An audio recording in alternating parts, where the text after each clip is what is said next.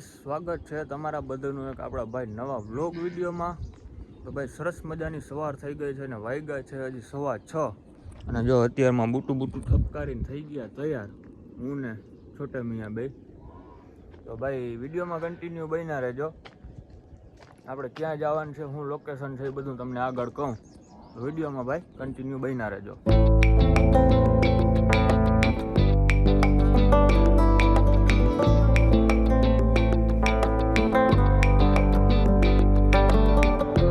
વાળી તો જો ભાઈ તંગી ખાલી આપણે 500નું નખાવું તો નાખ્યું કેટલાનું 100નું ડીઝલ તો ના જ પડી ગઈ છે છતાંય બોલો અટાણે ના પડે ડીઝલ છે। અમુક એવા આવે ને એને જે ચારવો પડે પછી નાખી દે અને પેટ્રોલમાં એવું બોલો ખાલી 100 રૂપિયાનું પેટ્રોલ નાખ્યું ભાઈ। હવે છે અત્યારે તડકો નીકળો 98 જેમ હતું વરસાદ આવી જાય આજ લગભગ આજ હવે બધો માપ પૂરો ઉનાળો ગયો વરસાદ આવી જાય અટાણે તડકો નીકળો ને એમ થયું કે ના હવે તડકો નીકળો।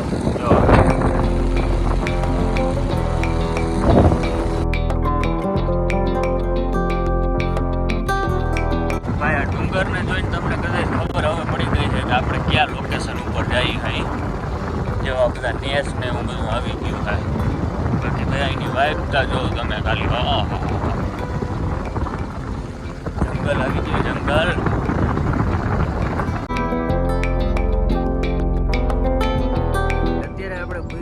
ભાણવરની નજીક અહીંથી ભાઈ ખાલી 4 કિલોમીટર ભાણવર થાય છે। અત્યારે ભાઈ આપણે રસ્તામાં ઊભા છે અહીંનો નજારો જોવા પાછળ જે ડુંગર દેખાય ને ભાઈ એનો નજારો જોવા। જેમ કે ભાઈ અટાણે છે ને વાદળછાયું વાતાવરણ છે અને થોડુંક હવે ચોમાસું નજીક આવ્યું ને એટલે જો ભાઈ અહીંનો નજારો છે ને એ જોવા જેવો છે। વાદળા છે ને ભાઈ હાવ ડુંગરની હાવ અડીને એમને જાય છે એટલે આ રીતના કંઈક ભાઈ નજારો છે આવો। અને આપણે જવાનું છે તમને ઝૂમ કરીને દેખાડું હજી વધારે આ ઓલો ઝીણકોજી ડુંગર દેખાય ને ત્યાં જવાનું છે આપણે ડુંગર ઉપર મંદિર છે ને ત્યાં। તો અહીંનો કંઈક ભાઈ આવો સરસ મજાનો નજારો છે। અટાણે આવો નજારો આવે તો ભાઈ ચોમાસામાં 1-2 વરસાદ થઈ જાય ને હરિયાળી હોય તો અહીંયા શું નહીં મજા આવતી હોય ભાઈ। સરસ મજાનો નજારો જોવા ભાઈ વિડીયોમાં કન્ટિન્યુ બન્યા રહેજો। હવે આપણે મળીએ આગળ।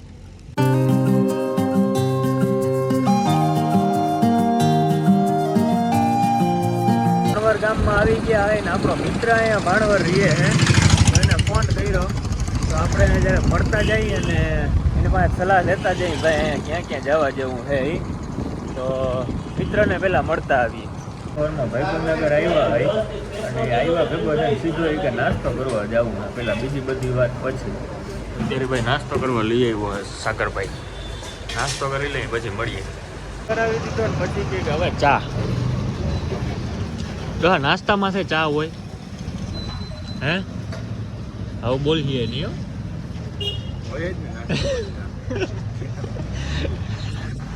નાસ્તો કરાવ્યો નહીં કે હવે ચા પીવી ચા પી નાખીએ।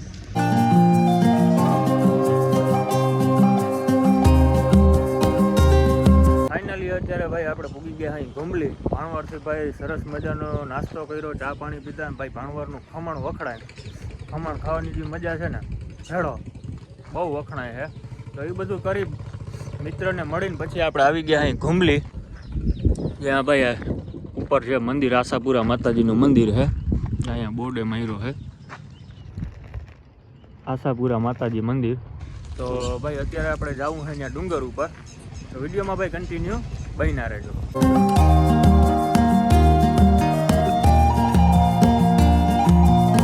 આપણે અહીં ભૂગી ગયા અહીં જ્યાં આશાપુરા માતાજીનું મંદિર છે ડુંગર ઉપર ત્યાં અત્યારે આપણે ભાઈ આ જગ્યામાં નીચે ઊભા થઈને હવે આપણે શરૂઆત કરવાની છે પગથિયા ચડવાની। 999 પગથિયા છે લગભગ અહીંયા। તો વિડીયોમાં ભાઈ કન્ટિન્યુ બન્યા રહેજો આપણે શરૂઆત કરીએ હવે।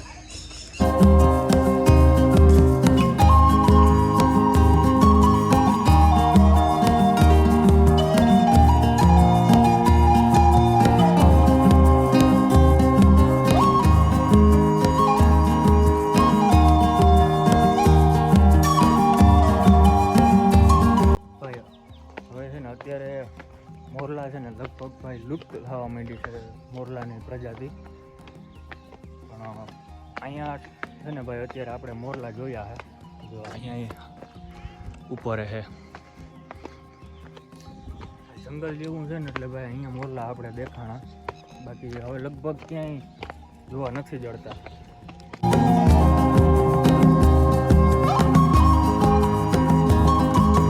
અડધો ડુંગર ચડી ગયા અહીંયા આપણે, મતલબ કે 450 થી પોણા 500 જેવા પગથિયાં આપણે ચડ્યા અહીં, હજી અડધું બાકી છે. અને ભાઈ અહીંથી જે સીન આવે ને નજારો નીચેનો, કેમ કે ભાઈ હરિયાળી એવી છે ને, છેડો કંઈ ઘટે જ નહીં. અને ભાઈ ઉપર અત્યારે આરતી ચાલુ થઈને અહીં સંભળાય છે. તો ફટાફટ ભાઈ આપણે પુગાઈને તો આરતીમાં હાવ મંદિરની નજીક આવી ગયા હોય. સામે મંદિર છે, તમને સંભળાતું છે આરતી ચાલુ છે એ. હવે હાવ આપણે છે ને ભાઈ નજીક આવી ગયા, ફટાફટ ત્યાં પૂગી જાય.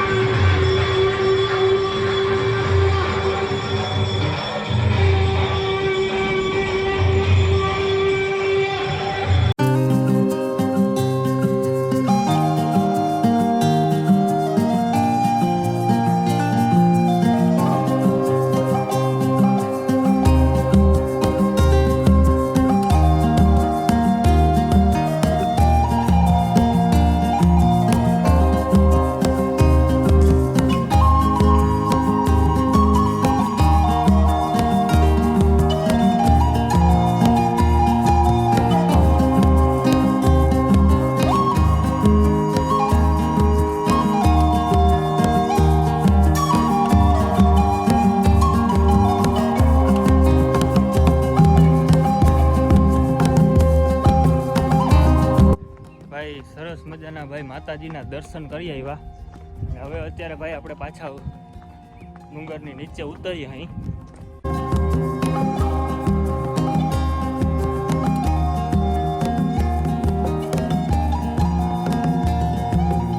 ભાઈ આપણે ફાઇનલી ડુંગર ઉતરી નીચે, અને અત્યારે જાય અહીં વિજવાસણ માતાજી મંદિર અહીંયા આવ્યું છે આગળ, જ્યાં સામે દેખાય ને ત્યાં એ મંદિરે આપણે જવું છે.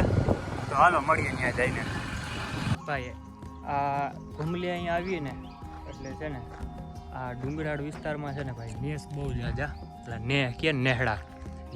જો અહીંયા એક સામે નેહડો છે, પછી આ બધી એની જગ્યા છે, પછી એક આગળ નેહડો છે, એક ડુંગર ઉપરથી નીચે ઉતરીએ ને આશાપુરા માતાજીનું મંદિર, ત્યાં એક ઉતરીએ ને ત્યાં થોડુંક ઉપર 15-20 પગથિયાં ઉપર ચડીને એટલે ત્યાં એક નેહડો આવે.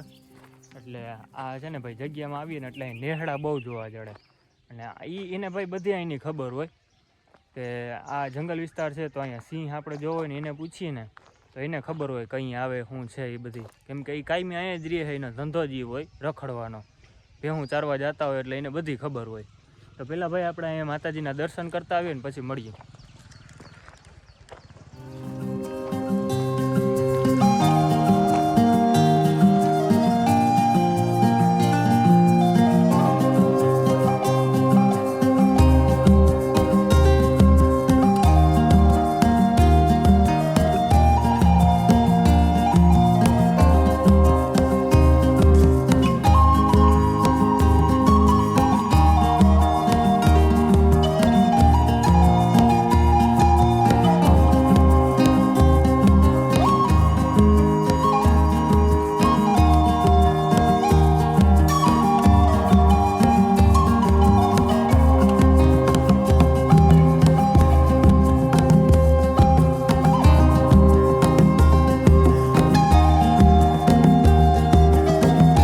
ભાઈ સરસ મજાના ભાઈ આશાપુરા માતાજીના દર્શન કર્યા, વિંધ્યવાસિની માતાજીના દર્શન કરી લીધા. અને હવે આપણે છે ને આવી ગયા અહીં નીચે. અને ભાઈ બૈડા ડુંગરની સૌથી ઊંચામાં ઊંચી ટોચ જે કહેવાય ને આભાપરા, ત્યાં ભાઈ અહીંથી સામે જ છે. પણ ત્યાં જવાનો રસ્તો છે ને ભાઈ ક્યાંય ગાડી લઈને નથી જવાતું, ખાલી ઓલું કે ને કેડી છે, હાલીને જવું પડે. અહીંથી 9 કિલોમીટર થાય, 4-4.5 કલાકનો રસ્તો છે, અને એ હાલીને જવાનો. એટલે છે ભાઈ. ત્યાં અત્યારે 10 વાગ્યા છે, એ ભેગું ના થાય. તો ભાઈ હવે આપણે જવું છે આમ ચેકપોસ્ટ આગળ આવીએ મોરપોર બાજુ, અને ત્યાંથી જવા છે કિલેશ્વર. તો આપણે કિલેશ્વર ઉપર જવું છે. તો મળીએ ઘુમલીના બીજા ભાગમાં. તો બધાને જય દ્વારકાધીશ. હમણાં જ ખાલી છે ને 2 મિનિટ પહેલાં જ સિંહનો અવાજ સંભળાણો. આગળ જે ઓલું હણકું ગયું ને રોજ એ છે આમ બાજુ આગળ હતું. સિંહનો અવાજ સિંહ મતલબ પાછળ આવ્યો હોય છે એટલે છે ને એ ભાગ્યું. અને આ બાજુ જ્યાં ભાઈ માણસનો આવડો જવડો રહેતો હોય ને એ બાજુ આવતું છે. ખબર છે કે સિંહ ત્યાં ના આવે, અને એની ગર્જના કરીને એ આપણે સાંભળી.